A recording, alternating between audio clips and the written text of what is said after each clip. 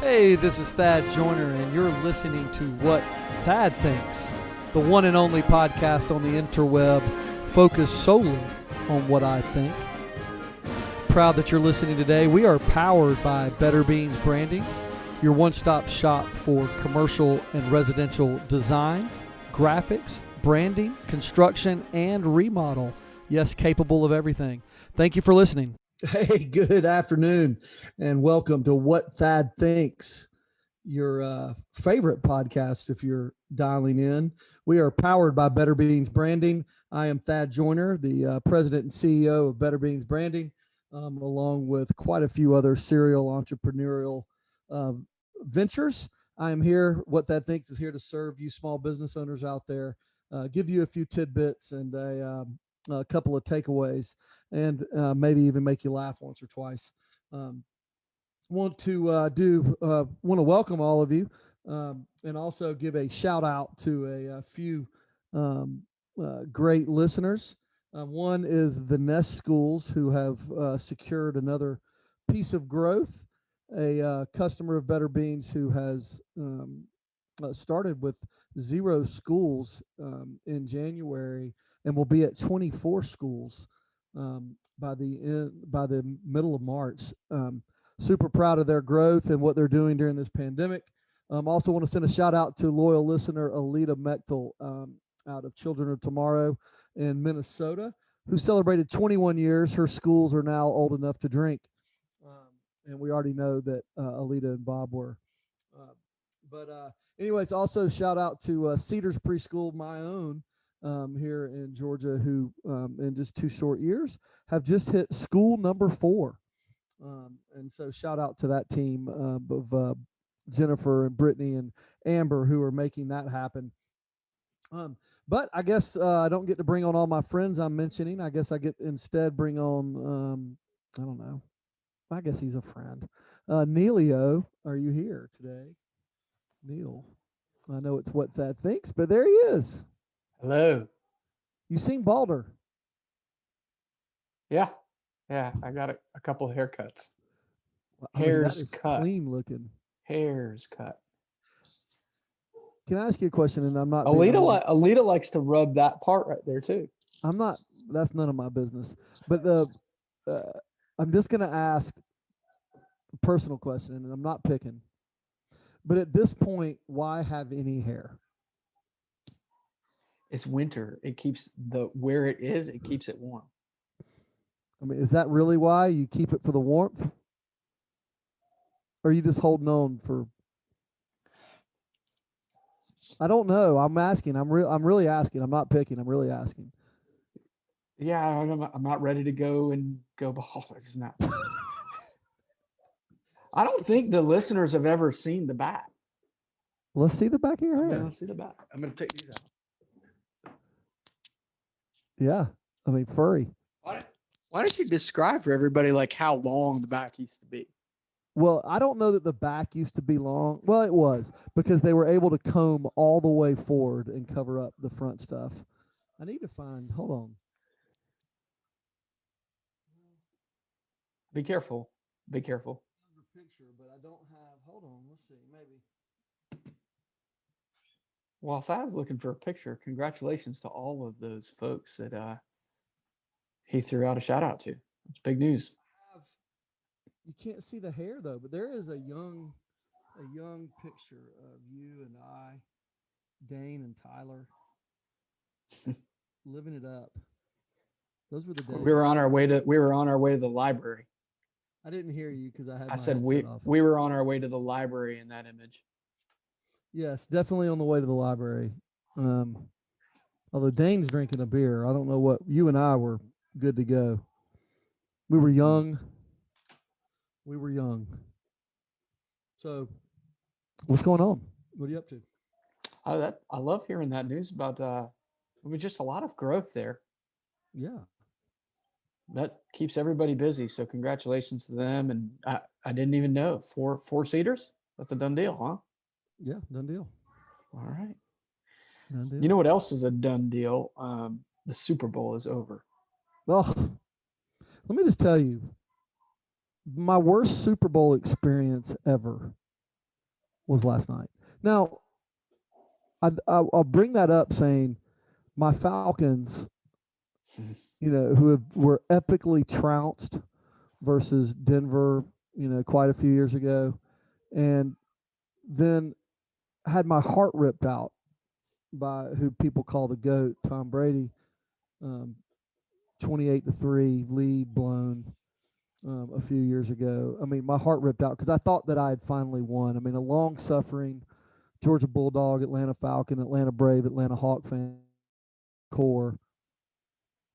That was monumentally bad. But last night was just, it felt like an irrelevant Super Bowl.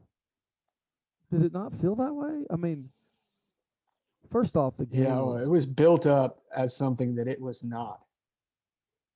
I mean, the game was horribly over officiated in the first half. I mean, 8 penalties for 95 yards against Kansas City, 1 penalty, 5 yards against the Bucks.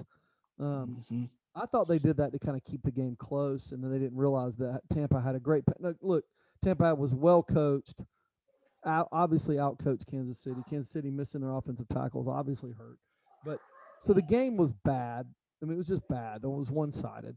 The halftime show this weekend, fella, that was awful. Fella? Huh? Fella?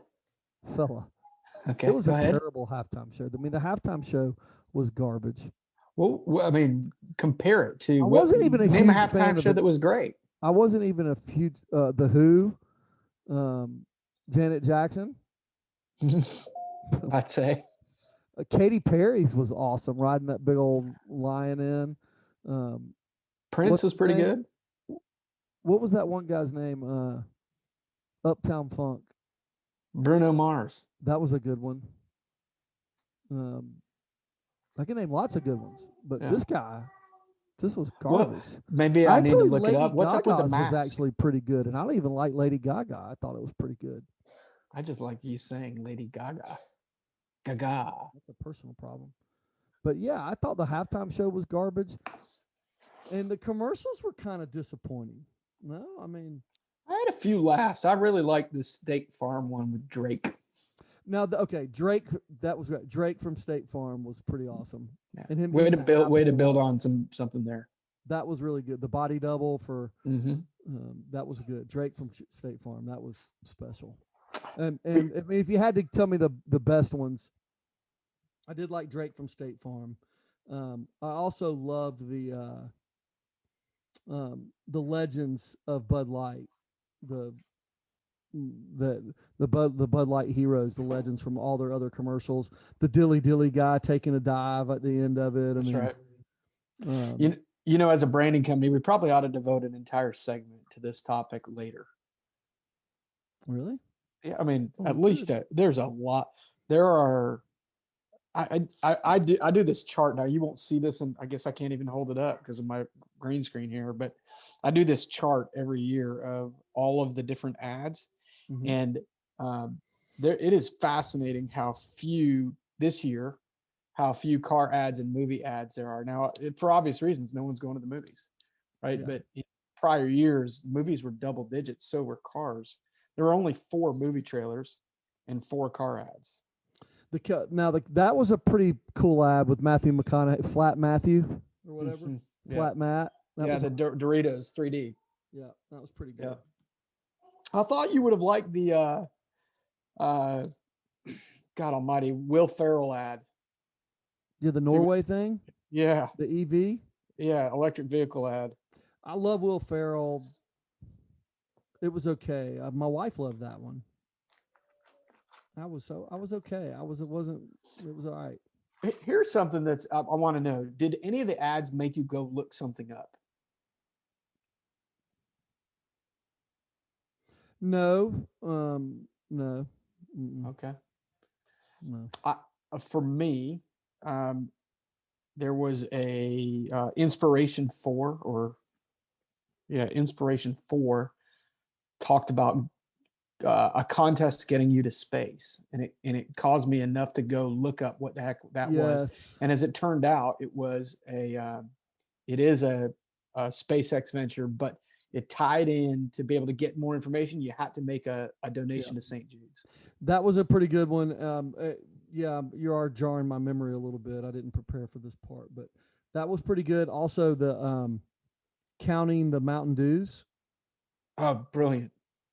Want to know who won?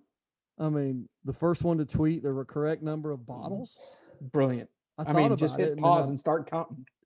I thought about it for a minute, and then I was like, "Man, that's going to take too long." But there's some tryhards out there that really went and did it. Absolutely. Yeah, I love that. That was actually call to action. I think any of them that are calling to action. That's a great point. A very rare great point by you, Neil. Congrats. All right, well, this podcast is over. Yeah. No longer is it. No longer are we there. You're the winner. Yeah. I mean, you know that's our marketing techniques. Anyways, we want to drive people to do something. Those actually did drive people to do something. Let's call those the winners. I think so. What about Mountain Dew has come out with is Mountain Dew hurting their brand by using it for every type of fruit drink known to man? Have you ever had any of the others?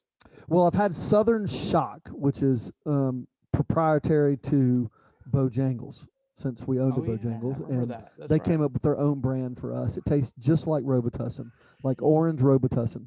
It was terrible. It was terrible. It was awful. I didn't even want to take. It took up space on our fountain, so we had to give up other stuff. And What'd you give up? Cheerwine? Root beer. Would have never given up Cheerwine. That would have. I mean, that brand. That's an epic story in and amongst itself. It was a great argument opening up in Florida, and Cheerwine is a local North Carolina soda company, and a lot of the people on the team did not want to put Cheerwine on the soda deal, and I was adamant that we use Cheerwine instead of Dr. Pepper. The argument being from everybody else was that, well, everybody likes Dr. Pepper. I agree. Almost everybody does love Dr. Pepper. But so nobody's going to come to us to get Dr. Pepper.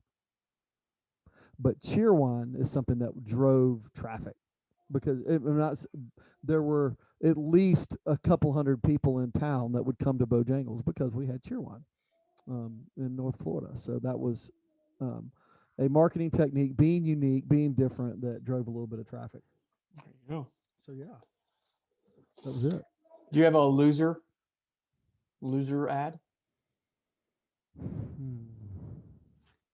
I didn't really prepare. Let me try to think of one that I hated. The very long. I don't even know who it was. The epic one that had like 4 things. I believe it was streaming Paramount.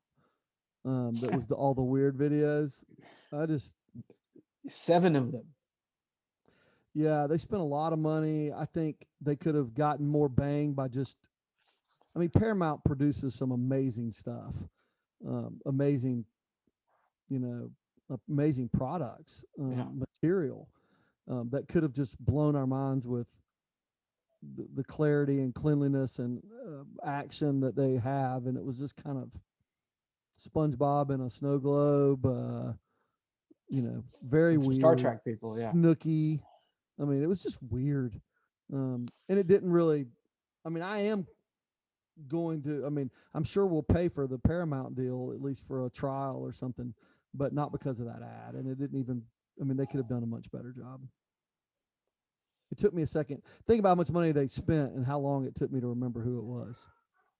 Yeah, that would probably not be a good barometer of their spend capital there. Yeah. We'll talk about it later. I want to bring up the Reddit ad, so remember that when we kind of get to it.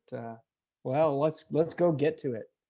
So have you? Obviously, you'd have to be under a rock. So did you to see not that see ad? what's happened? Did you see I that did. ad? I did. I saw it so fast that when it happened, I hit pause and I took a picture of it with my phone in order to read it. Now, obviously, you and I have been talking about it for the last couple of weeks, but kind of, why don't you fill our user? We should have definitely jumped on and done a quick 20-minute on the Reddit deal.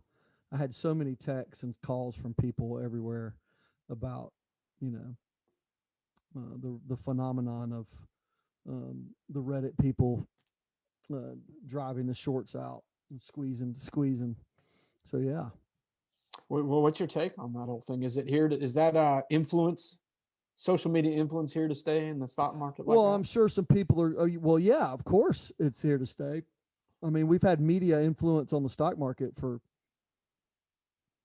Ever. 100 years. So, um, and that's kind of part of the deal. But it's been traditional mediums that have been driving stock prices, whether it's been newspaper or magazine articles, or whether it's been people on TV pumping or dumping stocks. It's been driving and manipulating prices for a long time. So that's definitely not going anywhere. I love power to the people, that people in social media were pushing prices a little bit. I don't like that they were pushing stocks that had absolutely no good fundamentals for people. So I do know people that got caught up. I mean, I do know some people that made a lot of money. I also know some people that lost their tail, getting in a little bit late, believing in the hold, all that kind of fun stuff.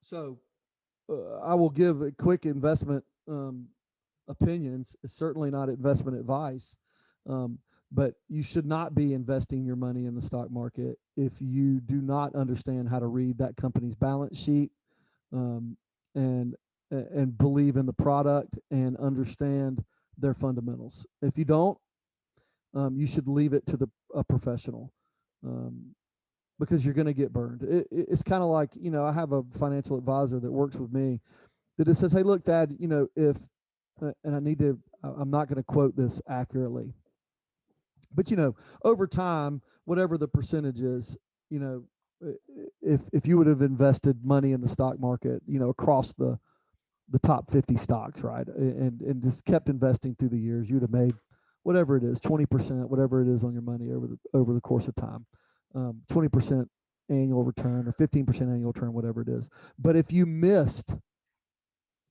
the top gaining week of that stock, you your return turned down to like 8%. Like it cut more than in half. So, if you're trying to time it up and down, you're gonna miss. You're gonna miss, and you've got to hit that one big day. I bought a stock last week, or 2 weeks ago, or a week and a half. No, it's a week tomorrow. I bought it a week tomorrow, and I had a day where it gained 78%. Right? What if I missed that day? Well, my brother did miss that day. He bought in and he didn't. He's missed that day, so he's made like 14%. Not bad, but It's not great 78. in a week or 5 days. It's fantastic. I've made 107. Sorry, Hmm. Sage. I don't know. That's just the way it goes. So you can't miss the big day, right? So it's hard to time. So I think that's bad. I do think the one thing that's going to be, I mean, I think these venture capital firms, these greedy pigs, um, they're going to be straightening out their shorts that they have out there, and because they found where they're real vulnerable. And one of these guys that are doing research are going to bust their butts again if they're not careful. Um, but the SEC needs to get involved. Um, they can't sell more paper that's out there. I mean, 140% of the stock was shorted, so they didn't own that. So that's you shouldn't be allowed to sell or short more stock than you have. I didn't know that was the case. Yeah, there you go. Well, okay, so add another wrinkle to this. You have the brokerage houses, or really the online brokerage companies like a Robinhood. There's obviously the controversy now is shutting down the trade. So they basically took the power out of the people's hands. Yeah, that was crap too, right? So you can't do that. You should have let the market go. You know me. I don't think you should. I mean, you shouldn't be able to manipulate the market. Government shouldn't be getting involved. And these guys, once the market's open, it should be open and then closed. If they put in some rules for, big runs, they should do that. But brokerage houses stopping the trades to save certain venture capitalists that have pressured them is a problem. Is that how it's being portrayed? Is that they've been pressured, or is it that, hey, they have to cover a certain level of, I don't know if this is the right terminology, but like debt service or coverage of the call. Well, that may be part of it, but the venture capital firms were definitely putting a huge pressure on them to slow it down. But you also look at some of the other venture capital firms, the ones that made all the money off this thing. They ran it up big time. What was it? The PetSmart CEO had bought like I can't remember what it was, but like a 15 or 20% stake in GameStop. I didn't hear that. Like 6 months ago or something. He at like whatever, $4 or something, and all of a sudden he's got, I don't know where they got in or where they got out.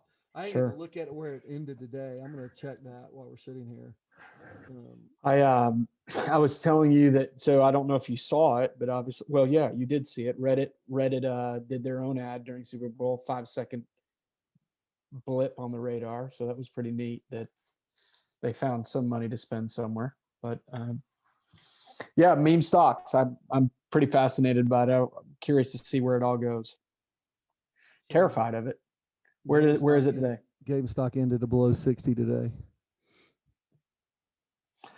Which is still, if you go back to the beginning of January, probably far higher than where it was.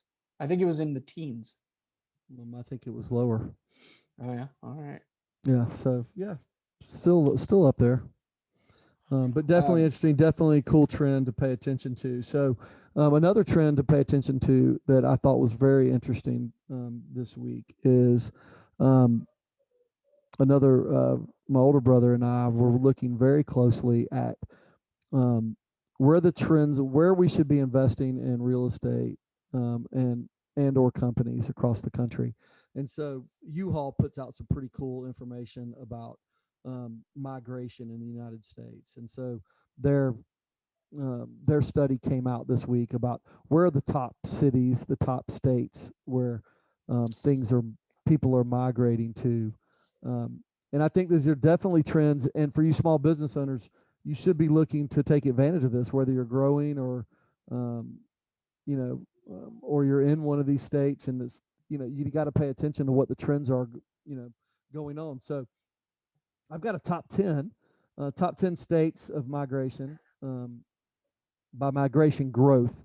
So that really a percentage of how much it has grown, from year to year. So what do you think? Where do you think?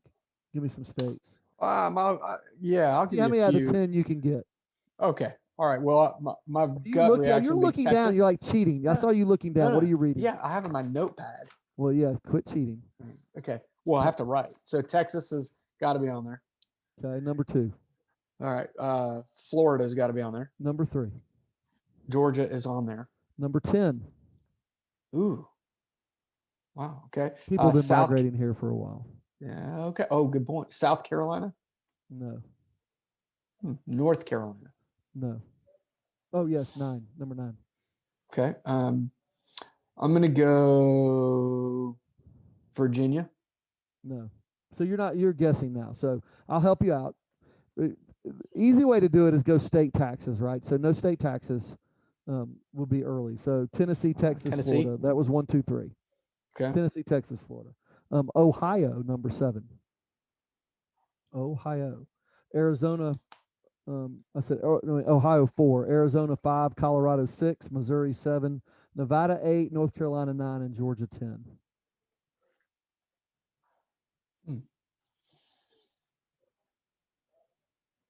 Some of those are surprising. Bottom. Number 50, California. No surprise. Number 49, Illinois. No surprise. No surprise. Number 48, New Jersey. No surprise. Number 47, Massachusetts. No surprise. Number 46, Maryland. No surprise. Number 45, Oregon. No surprise. Number 44, Louisiana. Number 43, Connecticut. Number 42, New York. Number 41, Pennsylvania. And number 40, Michigan. Yeah. Northeast and Rust Belt, pretty hurting. And California and some of the Western. I think what it's showing me more than anything, these are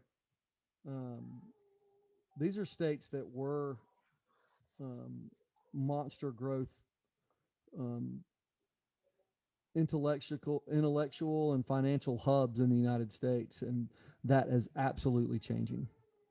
So you can't go L.A., Chicago, New York anymore and say those are the big three. I think you got to start thinking what are going to be the new big three. Is it Miami? Is it Orlando? Is it Jacksonville? Is it uh, Atlanta? Is it Nashville? Um, you know, Dallas. I mean, these are going to be the places that take over the next 20 years. Are going to be these business friendly states. So high tax states out, not friendly to small businesses. I mean, who wants to go open up a small business in New York? Nobody. Who wants to open up in California? Nobody. You're just going to get shut down. So there's going to be no growth. There's going to be no people. And I just want to know when the politicians are going to wake up to this. I mean, Maryland, I used to think of as a pretty business friendly type of state. But, as we know, we have our friend of the show, Pete, Cromwell. They had um, more schools closed. Schools are still closed. I mean, all those 10 states that we just put, we've got closed schools. We have high taxes, high property taxes. But how can you capitalize on that? That's going to be important. I thought it was great information that people should pay attention to. Go pull that ad up. Go to U-Haul's website. Go pull that information down. It's pretty cool stuff. Lots more. There's way more reports than the one I just read off. I'll look that up. Good insight. Good insight. Hey, let's talk minimum wage. Believe in it? Believe in one? No. Not at all. Zero. Do you believe in one? I do. What do you think it should be at? I'm comfortable where it is. I've got mixed emotions. I believe that there should be one, but I don't understand why anybody would pay anybody minimum wage. Well, I mean, I'm a capitalist. And I don't know who would take it. I am definitely an unapologetic capitalist. And I do believe that the market will dictate what people get paid, right? So, I mean, if I'm willing to go work for $2 an hour at Better Beans because I want to break into the branding and design business, and y'all wouldn't hire me at 50 grand a year or at 30 grand a year, but I come in and I say, listen, I'll work for $2 an hour, $1 a day. Give me something when I leave. Give me a $10 bill when I leave. Shouldn't I be allowed to do that? You're trapping me. I'm not trapping you. Yes. Why is that a trap? You should be allowed to do that. Well, I know you. Yes, you absolutely should be. But the government knows that that's not good for you. What do you mean? Well, I'm glad the government gets to decide what's good and what's bad for me, because that is horse crap. I mean, that's not freedom. That's not liberty. That's not what our country was based on. That's not what I believe. I don't believe anybody knows what's good for me other than me and people I allow their opinions to come in, like my mom or wife. Maybe it's backwards. Maybe it's that the government doesn't know what's good for you, but the government does know that staunch capitalists will try to pay you the least amount of money possible. That's what capitalists do. I am as capitalist as I can be. Do I pay people as least as I can get away with? No. But I'm telling you that perhaps is how the government thinks. Those elected. Know. That's those elected. Does the government know anything? Well, you just said they did. They know what's good for me. And then you just said that you know that staunch capitalists will pay as little as possible. I will tell you that's a capitalist that'll be out of business. I mean, at the end of the day, a capitalist wants their business and their people to be as successful as humanly possible. And we know that to be as successful as possible, we've got to attract the very best talent in the world. We're not going to attract the talent paying as little as possible. We're going to attract the best talent by giving them the most opportunity or paying them the best or whatever we so choose to do. Right? Mm-hmm. So what purpose does a minimum wage serve?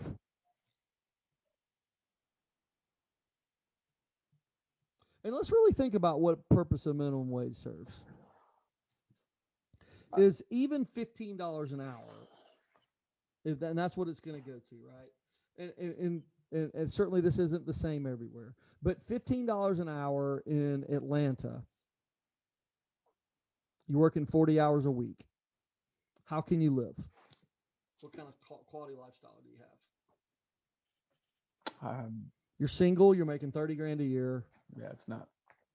You're not living in Atlanta. Okay, so now that in Tata, Georgia, may be pretty decent. You can probably live okay.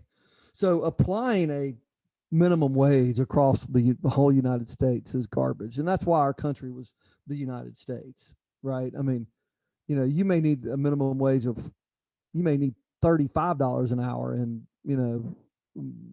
New York. Yeah.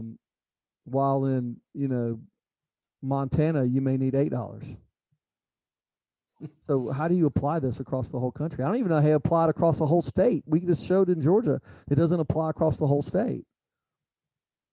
What's the solution? This should no minimum wage. This is a business. This is a business. Let businesses in the market and the power to the people. Let the people decide what they're willing to work for. If I'm willing to go work for $7 an hour, I mean, honestly, if I'm willing to work for $7 an hour to get my foot in the door at the best company that I know that I aspire to be a manager for one day, and I'm willing to go in there and work for nothing, then God bless me, man. If I believe that company's going to take care of me, because companies that stick around and good companies are the ones that take great care of their people, and that's a tenet of what I believe. Yes, are there companies out there that'll pay as little as possible? Yeah, and they'll get what they pay for. They won't get very good people, and they won't produce a very good product, and they won't be in business for very long. I think you'll and so I think the purpose of the minimum wage is twofold. Number one is to get votes, right? It sounds great. $15 an hour sounds great, and employees, that people that would want a $15 minimum wage, have more votes than the people that don't want to pay it. Yes. Right? Yes. Okay. So it's to get votes. It sounds great. Correct? It sounds good. It is counterproductive to growing an economy. So, however, in the short term, it also raises taxes. Okay, it's going to put people in new tax brackets. They're going to pay more of their money to taxes. But the companies are not going to, I mean, $15 an hour, it does nothing. I mean, you could make it $100 an hour. Now, to a gallon of milk, instead of being $4, is going to be $8. It's going to be $10. It's going to be whatever it is. Just all it does is just trading money. So the only person that comes out better is the government, who collects more taxes.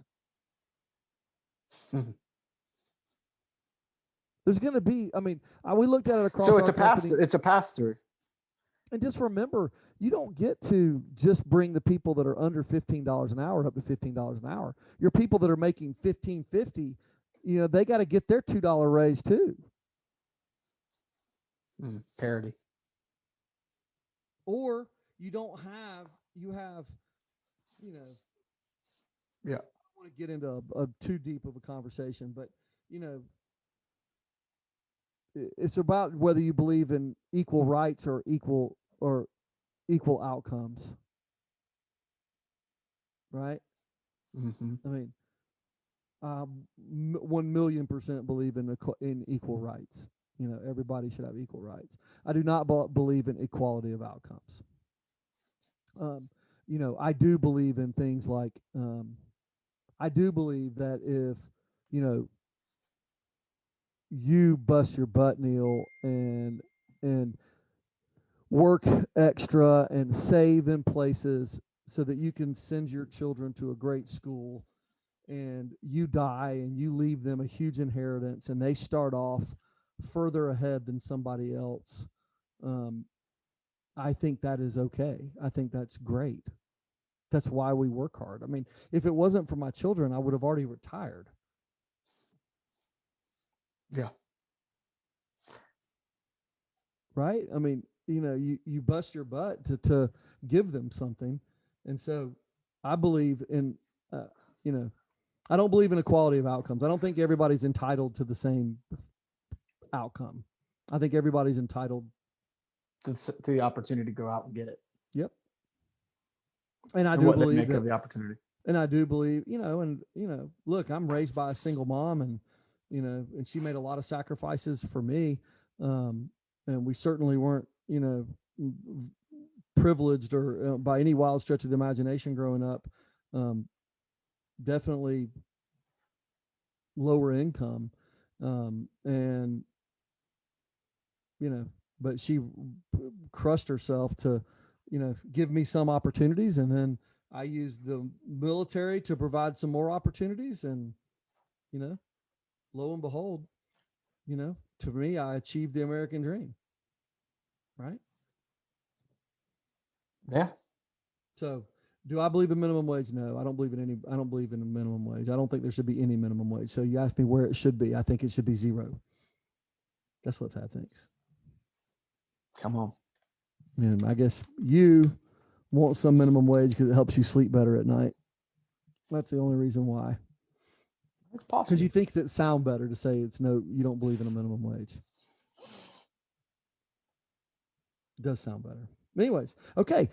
Thinking of financial house, I did have a request from Kathy Petchel, our friend in Charlottesville, Virginia, to do a little bit more on finances. And she said she was going to get me some questions, but she hasn't got her questions to me. So, Kathy, if you're listening, you're a slacker, also a new grandmother, and excited about what you're doing with Bright Beginnings up there.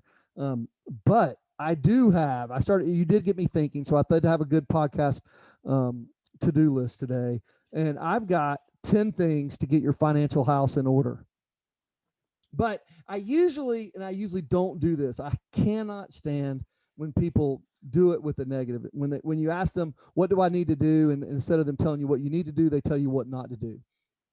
So typically, I only give you things to go away and do. However, I'm breaking that rule today with giving you the biggest, dumbest, stupidest mistakes people make in their small businesses. Um, and I've got 10 biggest, dumbest, stupidest mistakes that you guys make with your small businesses. Number one, you don't operate with budgets. Over 90% of small businesses have no budget, no budgeting process, no budget. They just operate out of their bank account. It is um, big, dumb, stupid. You have nothing to compare it to. You're not starting off with a master plan. I don't know how you expect to meet your financial goals if you do not have a budget as you go. I don't know how you plan capital expenditures. You don't. You're just running your business from the seat of your pants with no budget. So, what do you do with that? I will turn that around for you. You absolutely need to have a budget for the year, broken down by the month or by the period, or however you do it, by the week, however it is. You need to have your budgets in order right now. You're already a month late. Get them done. Be done before the next podcast. So, number one, biggest, dumbest mistake, no budgets. Number two, no rhythm. What I mean by that is no timely financials and no rhythm to how you look at your financials. So, um, I find small business owners all the time that have their P&Ls for January come out in March. Their March comes out in April, and their April doesn't come out until taxes and stuff wrap up in July. Like, how are you measuring yourself if you don't have timely financials? You're also not paying bills on the same day of the week. No rhythm. You have no financial rhythm. I need a rhythm. I need you to pay bills on the same day of the week. I need you to approve things on the same day of the week. I need you to invoice people on the right day of the week. I need a rhythm. Timely financials is where it's at. So number one, biggest, dumbest mistakes is no budgets. Number two is no rhythm. Number three is that you're cost focused and not sales focused. So during tough times, just like this pandemic has been for a lot of people, you become so fixated on the costs that you forget to be sales driven. You cannot save yourself into profitability. You can't. I don't care what you say. But you can daggum sure grow your business. You can daggum sure focus on sales. So focus on sales, focus on growing business, you'll grow your bottom line. So number one, biggest, dumbest, stupidest, no budgets. Number two was no timely financials, no rhythm. And number three was you're cost focused and not sales focused. Be sales focused. Number four, um, those of you that are that do your financials by the month instead of by a period are also big, dumb, and stupid. So you cannot compare February to January. There's a different number of days, there's different number of Mondays, there's different number of Tuesdays, the whole 9 yards. You need a rhythm to be able to look and compare apples to apples, this year to last year, this period to last period. You can't forecast, you can't budget, you can't plan and you certainly can't measure yourself if you're not actually using a period. Um, I have people, oh, I didn't make much money last month because I had 3 payrolls. What are you talking about? You should have the same number of payrolls in every one. So do periods. I like 13 4-week periods. There's also the 3-3 method. There's all kind of different ways to make it equal. The two most, but I think the best is a 4-week period. You got 13 4-week periods in the year. Monthly, not period. That's number four, big, dumb, and stupid. Number five, big, dumb, and stupid, to get your financial house in order that y'all do. And these are not in order of importance. This is in order of my brain dump. So, but this is one we teach. I keep trying to teach my kids every day. Rich people collect interest. Poor people pay interest. So, you are paying interest, not collecting it. That is a big problem, personally, and for your company. You need to be doing everything you can do to not be paying any interest, but collecting interest from people. If people are late paying you, they should be paying you interest. Right? You need to be collecting interest. So it's a two-pronged thing. You've got to make sure you're collecting interest on your cash and you're not paying interest. So remember that. I keep trying to teach my kids that don't borrow money for cars. Don't borrow money for the I know it sucks. I know it's hard, but it can be done. Dave Ramsey's a great instructor for that. If you want to listen to someone that's more intelligent on that than me, but I can tell you the number five biggest, dumbest, stupidest thing y'all do is you pay interest instead of collecting it.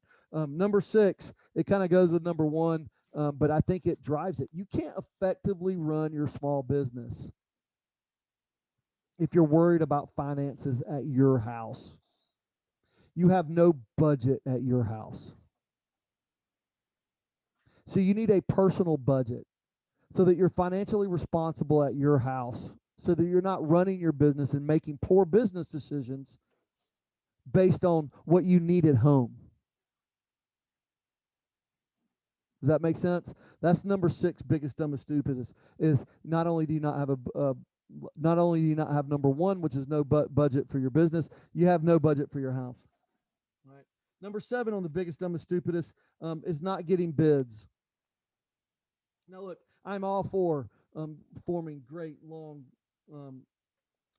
relationships, but you must get bids on big expenses. You must check in from time to time. You must have a systematic way that you check pricing to make sure you're getting the very best pricing from people.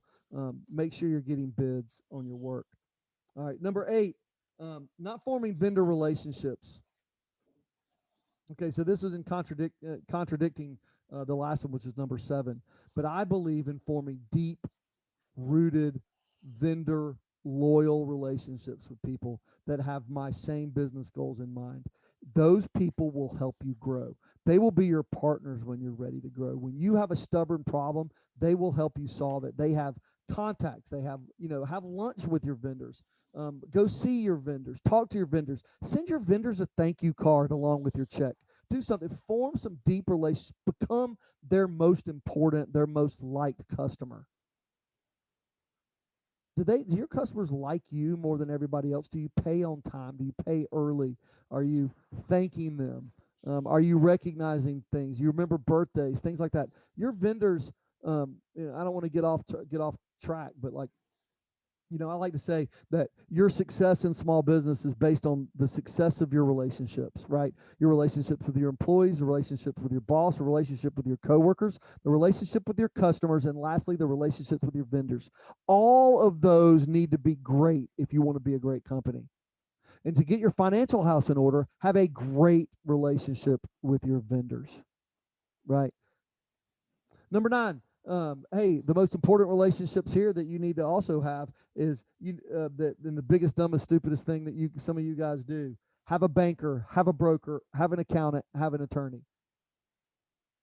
Same thing with those guys: banker, broker, accountant, attorney. Everybody, and you know, everybody needs to know who those guys are. Those guys need to be like your brothers, your sisters, your family members. They're just as close to you as your family. Have great relationships with your banker, your broker, your accountant, your attorney. Those are very important. Big, dumb, stupid mistakes that some of you don't have those relationships. And number 10, poor negotiating. Almost all of you suck at negotiating. Almost all of you do not appreciate making money on the buy. Right? We talked about the stock earlier. I didn't make money on that because of how great I worked on that. I made money on it because I bought it so cheap. I bought it undervalued. Right? If you buy things at the right price, you're going to be able to make profit on it more easily. When you're buying that, just because some school you're looking at or some restaurant you're looking at, it's got great traffic, but you're paying top dollar, what room is there to make money? You have to have value. You have to know that there's value in what you bought, that you can make money tomorrow on it. It doesn't take 10x growth for you to make money. Make money on the buy. Most of you don't. You suck at negotiating. So, and just remember, like every 5,000, every 10,000 you can get, that last little nickel you can pull out of somebody when you're negotiating on the buy will reap long-term profits. And to our point earlier, it'll allow you to pay your people more. Like, would you rather pay the seller $5,000 more, or would you rather give that to your employees later on? I'd rather give it to my employees. So number 10 was that. So I'll go back through those. I'll go back in reverse order. Number 10, poor negotiating. Number 9, y'all suck because, you don't have a banker, broker, accountant, attorney. You don't form vendor relationships. Number 7, you don't get bids. No personal budget at home allows you no comfort. You're trying to do your financials monthly instead of periodly. You're cost focused instead of sales focused. You don't have a rhythm, no timely financials, and you don't have company budgets. Those are my 10 biggest, dumbest, stupidest things you guys do. What do you think there, Helio? Yeah, I'm sometimes guilty of a few of those. Yeah, some of those hit you over the head. Yeah, I love them. I love them. It's good stuff. Get your bald self out of here. I appreciate you. Time for What Thad Thinks. See you, man. Bye-bye. All right. So, hey, listen. Time for your, maybe your favorite part of the show, but a little bit of What Thad Thinks. Listen, I've got a thing about here today is the 80%. So, politically speaking right now, I do believe that the 10% on the far left and the 10% on the far right are driving everything in the media, while most of us 80% of the people that are somewhere sane in the middle of this are getting caught up. And it got me thinking about a couple things. Number 1 is you can't let the fringe 10% drive you crazy. But it got me thinking about back when I owned some Golden Corral. They were buffet restaurants, if you're not familiar.